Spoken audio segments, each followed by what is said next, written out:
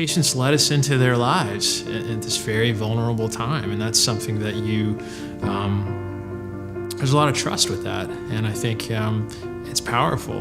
And I think it reminds you about what's important in life.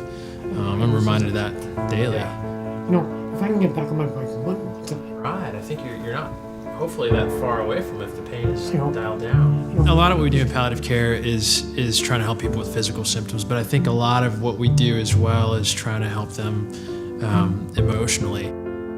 I'm a chemo infusion nurse, so I treat patients who have cancer and need chemotherapy. Even when their chemotherapy ends, the nurse-patient relationship doesn't end there. It goes beyond. My job as an acupuncturist is to aid with any side effects that patients are going through. That's what we call it integrative therapies. And they work together, both the medical and the acupuncture.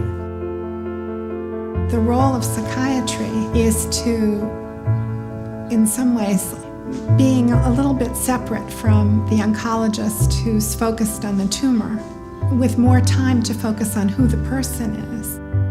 Integrative medicine as a whole is kind of this umbrella term that's taking over a lot of the hospitals.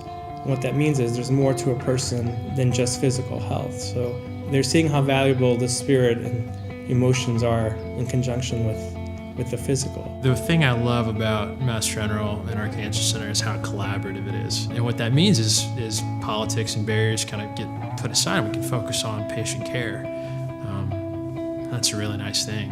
When I started out, it may have been odd to have a psychiatrist in the cancer center, but overall now the standard of care is to pay attention to the whole patient. We have the advantage of having the respect of our colleagues in a way that makes us just another consultant on the team.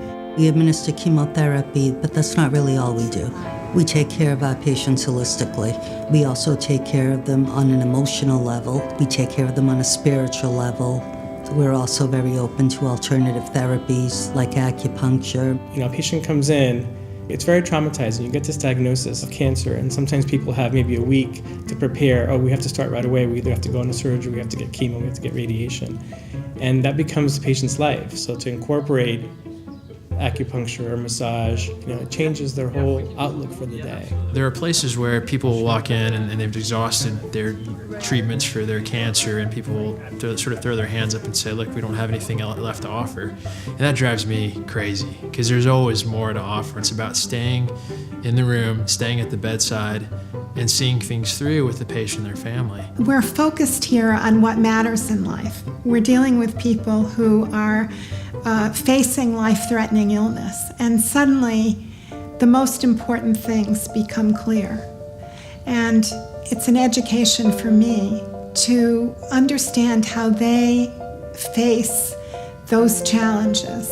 I mean, even in the most horrific times, sometimes you could find a joy or a blessing. Patients are able to write things before they go. I think what surprised me most is their resilience with these obstacles that seem insurmountable. You have a year of treatment, or you have this and then surgery and then radiation, and somehow they find the strength to get through it and do it in a way that, just empowers me and inspires me.